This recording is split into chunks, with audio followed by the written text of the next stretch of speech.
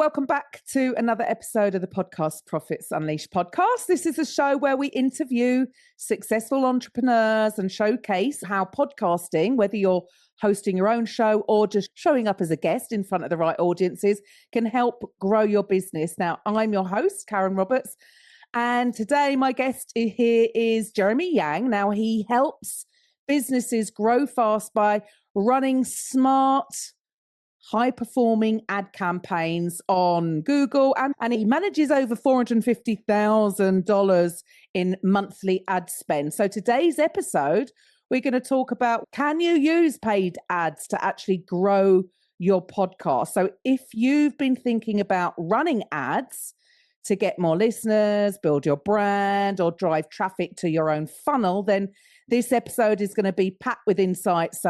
You don't want to miss it. Welcome to the show, Jeremy. Glad to be here. Thanks for having me. Well, first of all, what made you go into that world of paid ads? A lot of people starting out in business, they start organic, but it takes up a lot of time. But I think a lot of people are fearful of running paid ads. So what was the inspiration behind you doing this? My inspirations, I started off, I was a high school dropout. Became like a technician. I was working a lot with my hands. Like I was driving around, fixing. I was more of a technician. And I just found a ceiling to it, and I went back to uni to do a degree. It happened to be a marketing degree. And when I came out, when I was working, bouncing around in these jobs, all this marketing stuff was like what you said, it was too slow. Everything was too slow, and I was frustrated. And one of my bosses said, Jeremy, if you want things fast, the only channel to do it is paid ads. And then I did it. I've fell in love ever since. But I did start about 7 years ago, just before COVID. And during COVID time, it doesn't matter what you did with ads, everything was making money. So I guess I was on that wave. So you couldn't go wrong with ads during that time. Right. You couldn't go wrong with online marketing. Yeah. And a lot of people, I think, are fearful of it because I suppose they're afraid of, because it is a bit of a rabbit hole, Facebook ads. I know things have changed a lot and it's constantly evolving, especially with AI. So there's not so many things that you have to set up, but you must have a particular process helping people profit from this. So what would you say to people out there, especially if they're looking to grow downloads on their podcast or driving more traffic to their particular funnel? How do you do this? How do you make this profitable? I think for your particular audience around that, because I was paying attention to your podcast with Dave Valentine. He's on the big leagues and he plays around the $2,000 mark. I would say that for a lot of small businesses with podcasts, I think that the $2,000 mark is a very dangerous spot, right? Because you could put that money in and see no return, right? So what I would say for that type of audience is that you have to be good at face-to-camera videos, right? Which probably a lot of your audience are because they're doing podcasting and they try to get into their game. And then what you do is you can grab a lot of those snippets, those sound bites, and turn them into advertising to drive traffic to your funnel, etc. But that's key when you're on a small budget. So what Dave was talking about is, I agree with a lot of what he said, but what he didn't really speak on was the fees that with managing ads. So what I mean by that is if you have $2,000 spent, but you add $1,000 from him, then the return is not 2x anymore. The return is a lot less, right? And you're spinning your wheels. So when you're on a small budget, you do have to do a lot of the DIY, from my 7 years experience. So you do have to know how to do a lot of it. And No, all I was going to say is, so there's a difference, isn't there? If you're going to run an ad to something that you're going to sell, there's an instant, is this profitable or is this not? It's manageable. Yes, you've spent $1,000 in ad spend and you've made $2,000 back. That's it. But if people are looking to just use it to grow their podcast, it's not so obvious, or the money might come in a little bit later. It's not something that they got purchased. So would you recommend people using paid ads because there might be a delay on the money coming back in? Be a huge delay. So it'd be a huge delay. I would say that what you want to do is use a percentage of your marketing budget, right? And have a humming in the background. You wouldn't go and check the stat and be like, how many people did I reach this month and all that. It's just like a peripheral effect. Eventually, whatever you're putting out there will grow on them. The podcast numbers will grow, and then they'll become your lead to your main offer. The familiarity, in a sense, yeah. But I wouldn't put money and use that as a pillar. This is it. This is like the gig. You wouldn't look at it that way. That's what I would say. So with people that are running paid ads to a funnel with something, if it's a low ticket offer, so I'm sure there's lots of testing involved. So what is your process? How would you get people, and how long does it take to get a profitable campaign up and running? Yeah. So initially when we consult with people, we usually look at the funnel, the entire funnel, and we have a look at their process and the conversion rate. Like we had in other episodes, you don't really run traffic to people that like you can't close, right? So you really have to already have a process, already have a business in place. And then what we do is look at their competitors. The one thing you got to stand out in this noisy place when it comes to ads is you have to carve out your lane, right? You have to have something really unique to carve out your lane. And for you to carve out your lane, you have to look at what everyone else is doing around you. Because if your message is very similar to someone else's message, then it's going to be very hard for you to get cut through. So what we help them to do is research like the 5 or 6 closest competitors and see where they're unique. Then we help script for them, the ads for them, help the angle. Like the one thing that I've become very good at because we're spending so much money on ads is discerning what offer is going to work or not in the ads world. So when you're looking at that and you're listening to how they pitch their things, and you can really help them sharpen their message on ads, because you're only going to get 4 or 5 seconds, right, at the beginning of an ad to grab the attention, to the scroll stopper. So that's really where the expertise kicks in. So we can save them a lot of time wasting. And once you do have it, it's all about testing. You're right. So you're creating like 10, 20 videos. Whereas organic, you have one thing and that thing burns out or lasts in social media for 48 hours and it's dead. Being an ad world, it doesn't die. So when you have something that works, you can really multiply it more and more. You can put more money behind it and accelerate that growth.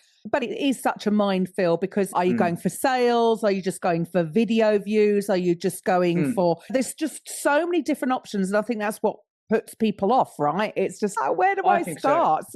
So for you, what is the best way of doing things? At the end of the day, the goal of running ads is to get sales, but that's the primary motive. Obviously, that's a lot more expensive as opposed to just going for video views. But at the end of the day, is there a difference between the ego metrics of I want extra video views, but are they turning into sales? That's the bottom line, right? Yeah. I fully understand what you're saying. So in your experience with your business and people that you consult with, is there a lot of chatter about video views and traffic campaigns? Because those are dangerous. They don't turn to stuff straight away. And you would only have as a peripheral, and you really want to go for the sales campaign, especially when you are just at the, say, between $2,000 and $5,000 mark, like budget mark. You really want to go for it. And I would say the math behind it is not that complicated. I would really encourage the people to just do some back of a napkin math, and you can work it out very quickly how much you can spend and whether or not it's worth it. For real. Yeah. Because I think people overlook that bit and they look into more of the fancy stuff and they get distracted. And then all the podcasts I hear about paid ads, they're always like asking the person, oh, what structure are you using? How many ads you use per ad set? Forget about all that stuff, man. Useless, waste of time. If you have an offer that doesn't convert, who cares how many ads you got in the ad set? People's going to call you. People go, okay, that's not what I wanted. They're going to move on, right? But to me, that's the distraction. But that sells courses, unfortunately, and people have to peddle that. Do you know what I mean? So that's a distraction. It sounds like from what you're sharing there is that a lot of people, they're getting in their own way. They're overcomplicating it. And I'll admit, in the past, I would be definitely one of those things. I'm overcomplicating it because I think we think it's such a complicated thing to get right. But over the years, so you've been doing this, what did you say, 6, 7 years? A massive change since pre-COVID to what's going on now. And what are those changes? The changes, there's a myth going around. It's being debunked now. But it's about targeting, right? What options there are in targeting. So people always come to me to go, I want to target decision makers. I want to target business owners. You can't target it. Everyone's trying to target those people. So what you can target is location, age, and a very general interest. So with the age of AI, the targeting is the early call out, right? So for your offer, you'll be like, hey, you're starting a podcast, I'm gonna get you the 10,000 views, downloads. Like that's your big promise, right? That has to be at the start. AI will recognize that, and AI has data and pixel data on all these audiences, and they will show it, right? Don't worry about the granular targeting options and all that. Call out your audience at the start, make it sharp, make the promise big, okay? Like you obviously have to be able to fulfill it, right? And then get them somewhere to go to where they can contact you. I think your funnel is brilliant. Like you have no problem on the back end. No. Do you know what I mean? Yeah. So as I was going through your thing, like you have no problem on the back end. So a lot of people will neglect that part of it. And I think the offer is more and more important now getting cut through. So having a strong offer is really important. Having a clear offer is really important. Yeah. And just be a bit more bold with the offer, I would say. Yeah. And I suppose there's a difference. Like a lot of people who are launching podcasts, they tend to be more the creative side of things, but you've actually got to pull on get all the emotion out of it and look at it. And like you said, it really is down to numbers. You've got to know your conversion rate. You've got to know exactly what money is going in, what money you're going to get out, and remove, which for me is probably the hardest thing, is removing the emotion out of it and just treating it as just a numbers game. And so for some people, they find that easy, and for others, maybe not. But I suppose that's what it's all about, right? Yeah, I think so. I think that there's also like a risk profile you probably hear a lot about. Like when you're working with your podcaster who are artists and that kind of people, like they're very true to their brand. So they don't want to be seen as a bit of a sellout or, oh my God, you're doing ads now kind of thing, right? So they like to take it slow. But to do advertising, you do need to have a bit of a higher risk profile, tolerance. Yeah, because it is big money, right? You all of a sudden, you're going from your one VA kind of posting organically to like bang $2,000 here. Like it could just evaporate. So and I think that's the fear. That's the fear, isn't it? People are worried about wasting money, which is why at the end of the day, again, a lot of us tend to wear multiple hats, and they might have a small team, they might just have a VA helping them. You don't have to expect to be able to be good at all these different things. Ads is definitely a skill set, which is why rather than going it alone and testing it and losing a lot of money in the meantime, is to come to somebody like you who is an expert in it, knows what works. I know there's tons of niches, but I'm sure you've worked with a full range of different types of business. At the end of the day, I suppose a lot of it's linked to psychology, human psychology. What sort of ads are going to work, what aren't? So you're going to save the money on the front end. Would that be correct? Yeah. I would look at the business and I would know pretty early whether or not ads will work for them. Just by doing a calculator. I have a calculator on my website. So I understand the question now. So if somebody came, they go, look, this is going to work for me. I do a very quick analysis. It takes about 15 minutes. Have a chat to them to ask them, look, how many hours a month do you have free to be devoted to this? What kind of budget were you thinking? And before we even spend a cent, we already know if it's going to work or not. And then we can get the process happening, which is competitive analysis, creating the assets and doing it. So Brilliant. I don't know if that answers your question or not. Yeah, no, absolutely. And what do you think? What do you see as the biggest challenges that people have with having a profitable ad campaign for their business? What do you think stops people from making this work for them and scaling their business? Like just say that your audience, a lot of them are coaches, right? A lot of these coaches have the very similar message. Oh, I help executives break free from a job that they hate, right? Very difficult to pitch that in a unique way. You're going to get lost in the noise. You're going to have to come at a different angle, right? They go, oh, I help people clarify their vision or something like that. Very difficult to pitch that. It's intangible, isn't it? You need to have something that's a tangible outcome, the big promise. Yes, correct. You need a big promise. And also, I think a lot of coaches, sorry, I'm being very straightforward here, but a lot of coaches, they don't realize that there's so many people around you saying the exact same thing. They don't know unless they like being at this convention or something. They go, oh, I'm very similar. Otherwise, they don't know. They speak like they said, that's my thing and that's my unique thing. Babe, it's not unique. Going to more of a bright spot is artists. Like artists, music, draw art. They do well, man. They do well because it's like they got so much content that's available. Like music, it's endless content, right? It's endless stream of content. It's endless different types of offers, different types of grades. It's a hobby. Do you know what I mean? If you teach an executive, like this person has to be quite vulnerable in front of you. It takes a lot more trust. And an ad might not cut it. Like podcasts be good because you get to hear them for like episode after episode.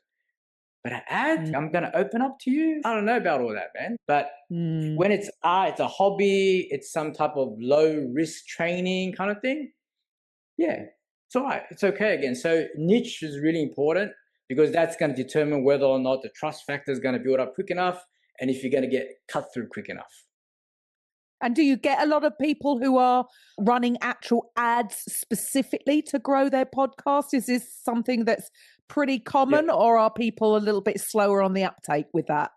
I would say that people utilize their podcast as bits and part of their ads, like as B-roll, as certain like funnels, as part of the funnel. But I would say that if you are spending money to grow your podcast, you got some serious money already to be doing that. Like that wouldn't be your first move, I don't think.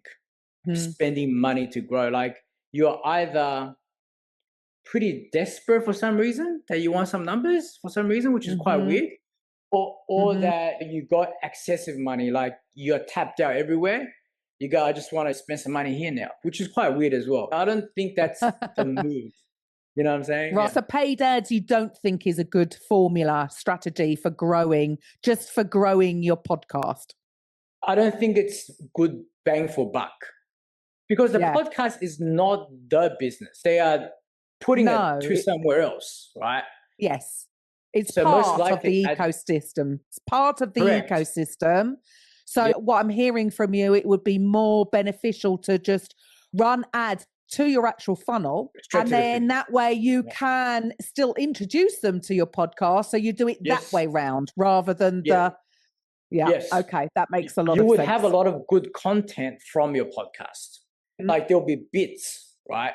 There'll be bits that you can turn to shorts and there'll be hooks that comes out of it. Absolutely, you can use it. You can also use a podcast to test what resonates with people, what's hitting, right? And you clarify your message as you're doing the podcast. So all of that peripheral stuff is great. The footage is great, but actually like making the podcast growth and the number as a goal, I don't know, maybe the money is better somewhere else. Yeah, I can see that. And I see a big issue is that people are just like, how do I get to it? It is a numbers game for them, but it's ego metrics. It's not that converting into actual sales. And I think that is what a lot of people are chasing. They just want to know how to increase their download numbers, but is that necessary for you actually turning those into the bottom line is you want to increase your top line revenue, right? Isn't it? The podcast is part of the whole. So working on it a little bit more back to front. That's what I'm hearing from you. It is a bit more of the process. So for people that are really looking ready to scale, do you see them being in a specific position? Where are they on their journey when running ads would next logical step for them? Yeah, they have a very good back end. They have a strong email system. They have a strong follow-up, and they can convert cold traffic. And sometimes it's not about the guy's salesmanship or whatever. In a tough niche, yes, you have to know how to sell. But sometimes you're just seeing a blue ocean kind of thing, right? And you're converting, you got to offer that kind of matches the market.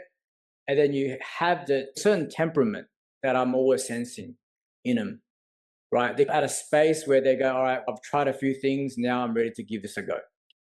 So it's not a rush job. It's not like, here's my last 5,000. You better make this work. That's what we want to avoid. I also wanted to ask you as well, because as I'm talking to you, like when you get somebody who wants to do a podcast, do you look at their offer behind this thing? Do you say, what are you selling? Absolutely, 100%. What we've switched to, I have a podcast network, and yes, I help people launch podcasts, but what we have found is that most people don't keep going for long enough. They don't give it long enough because everybody is chasing this instant gratification thing.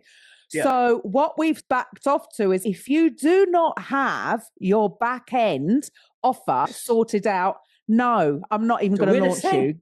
Yeah, so absolutely. Got to. And so what we do is focus on helping people guest on other podcasts first before they actually launch one. Because if they don't have an audience, look, I know myself, it's taken me 5 years to grow my audience. It was a long time, and not everybody is just giving it that time. So what I say is, look, borrow other people's audiences, find podcasts to go on, already have a certain amount of number listening. That's you get the opportunity to sell one to many, even though you're not really trying to. The whole point is that you're not selling on a podcast. But what we say is, to go from being a podcast guest to selling your high ticket offer is a big step.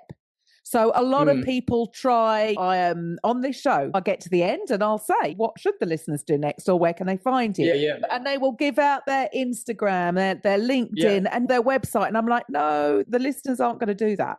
Give them one clear call to action that is more of an experience. So really giving your best secrets away, because people aren't going to just go and run Google ads tomorrow because they don't have the information. They want you to help them implement their paid strategy. So how do you take them from the podcast episode over to them being a client? And that's the gap that we want to help. So you coach them through that, and you give feedback when they're guests. Once they can see this working for them, and they have a bit more confidence because they've been the guest on so many podcasts, trust me, it's a lot easier doing my role, just asking you questions. It's harder for you, right? I'm just asking you questions. So it's a lot easier to host, but there's a lot going on behind the scenes to get a successful podcast up and running. So yes, our focus is a lot more on helping people show up as you have done today, as a great guest, and then how to move them into actually being a client. Positioning them to the thing. Yeah, absolutely. Because this builds the know and trust. Because I'm sure there's listeners out there that are probably, I'm sure they know at a certain level that if they want to scale their business, at some point they're going to have to run paid ads, but they're fearful of it. So for those people who possibly are ready now, but they don't have enough information to do it themselves, what should the listeners do next? They should definitely come to my website, and I would just mention your thing, and I'll give them a free 45-minute consultation, which I don't do normally, but I would do it for this podcast, because I think that people that do podcasting and stuff, they are usually good on camera. They would be great clients because ads need content. Ads need good-looking people. Yeah, so if they are on camera, they definitely want to be doing ads. So they already got a leg up on people who's not on camera. So yeah, I'll give them a free 45 minutes, have a chat, consultation, review their stuff, and give them some honest advice whether it's going to work or not for them. Fantastic. And where do they, if they're driving or they're out walking their dog and they don't have access, what's your website? Where do they go to? digitalgoliath.com.au. It's information. digitalgoliath.com. .au. And if you are driving at the moment or you are out walking your dog, don't worry. All of Jeremy's details will be in the show notes. So be sure to resort back to those.